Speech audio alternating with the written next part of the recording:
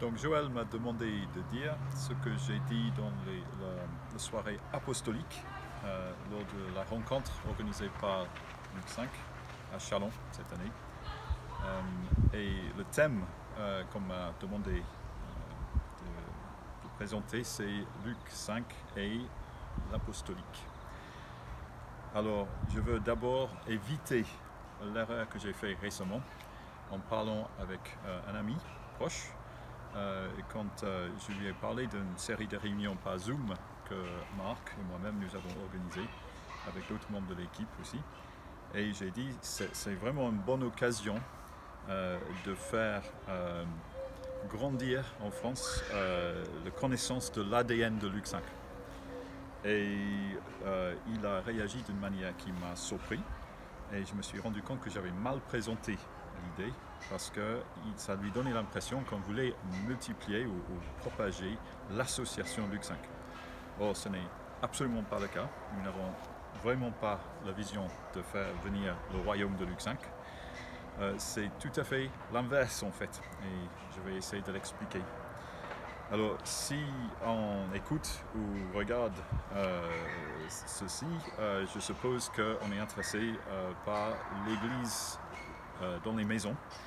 On peut appeler la vision des églises de maison ou des groupes de maisons. Il y a plein de noms différents, mais nous sommes arrivés à la conclusion que le nom qui semblait moins provoquer des réactions négatives chez les uns et les autres, c'était l'Église dans les maisons, c'est-à-dire l'Église de Jésus-Christ qui se réunit aussi chez nous, aussi chez vous.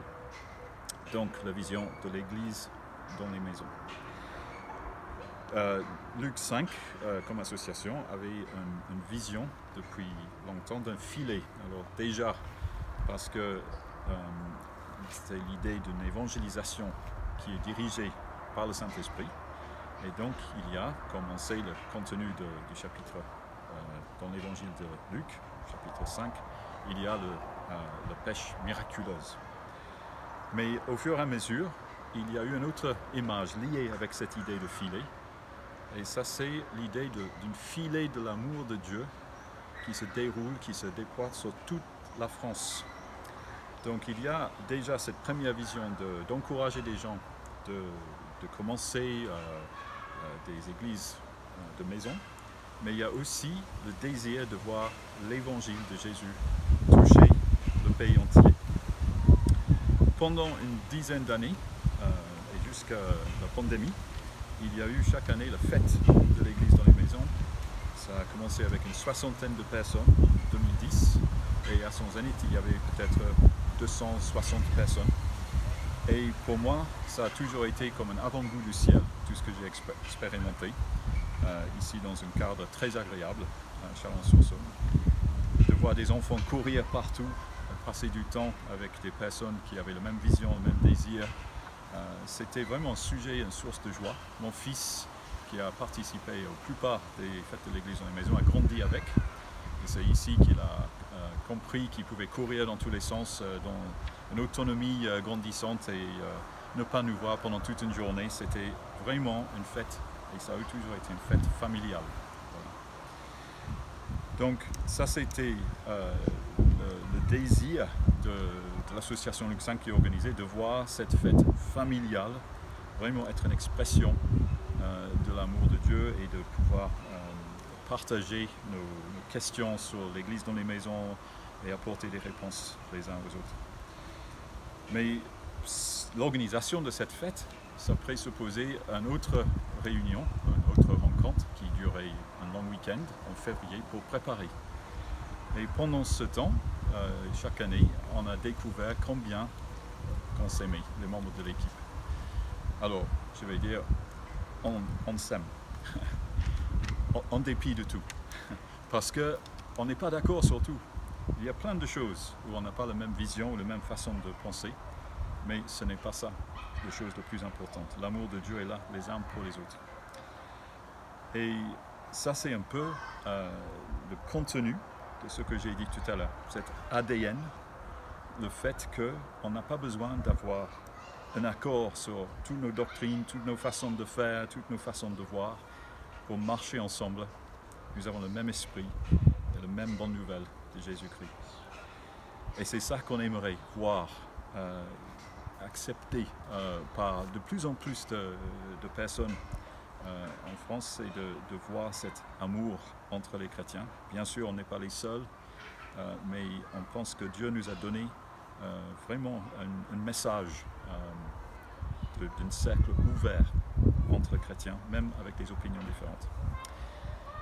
Donc on dirait qu'on est une équipe improbable. C'est improbable humainement de trouver des gens qui travaillent ensemble et qui s'aiment tellement, mais qui ont vraiment des opinions très différentes. Un autre aspect de ces rencontres, surtout je pense aux rencontres de préparation de la fête de l'Église dans les maisons, mais aussi la fête elle-même, c'était l'écoute du Seigneur.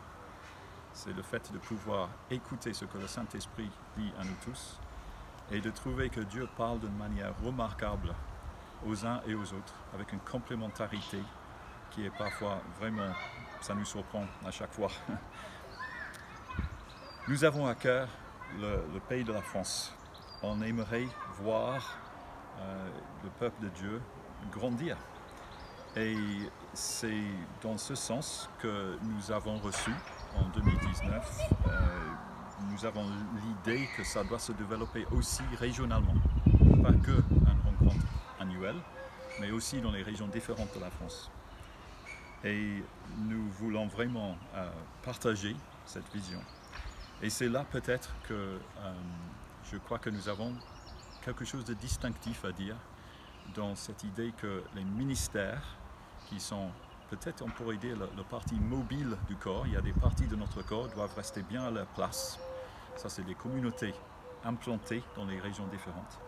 Mais il y a aussi particulièrement il y a le sang dans notre corps qui circule et qui apporte nourriture, qui apporte oxygène, qui apporte des bonnes choses à des parties différentes du corps.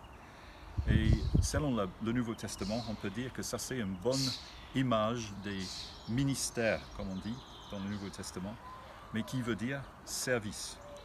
Donc nous voulons dire combien nous voulons que ces ministères soient disponibles, ces services soient disponibles, ministères d'enseignement, de prophétie, d'évangélisation, de pouvoir pastoral. Et ces choses, on aimerait voir ça se développer. On pense que ça c'est un modèle néo-testamentaire. D'avoir des services itinérants disponibles pour le corps de Christ. Donc il n'y a aucune attitude de si nous donnons quelque chose, on demande en retour allégeance ou soumission ou tout cela, ça ne fait pas partie de notre ADN. C'est l'idée que nous voulons voir se développer par les gens inspirés, des ministères pour faire avancer le règne de Dieu, de Jésus-Christ en France. Juste pour terminer donc, j'aimerais juste partager une prophétie que j'ai reçue en 2009, l'année avant que la fête de l'Église dans les maisons commence. Et ce que j'ai reçu du Seigneur, c'était qu'il y avait une image de beaucoup de personnes qui travaillaient très dur à la chaleur du soleil de midi. C'était un travail dur. Et après, ils se sont tournés pour regarder et ils ont dit « La maison n'est pas construite ». Et Jésus a dit « Les fondements, les fondations ont été creusées. Et maintenant, moi, Jésus, je vais construire ma maison. » Et le seul nom qui sera marqué dessus, c'est le nom de l'architecte, Jésus-Christ. Mais Dieu voit tout le travail que vous avez fait et les pierres que chacun a apportées à l'édifice. Et à l'intérieur de ces pierres, chaque pierre que chaque personne apporte, il y a le nom de la personne qui l'a apporté à l'édifice. Dieu voit ce travail et il est content de ce travail. Il voit cela, mais il n'y a que lui qui le voit, parce que la maison appartient à Jésus-Christ. Voilà.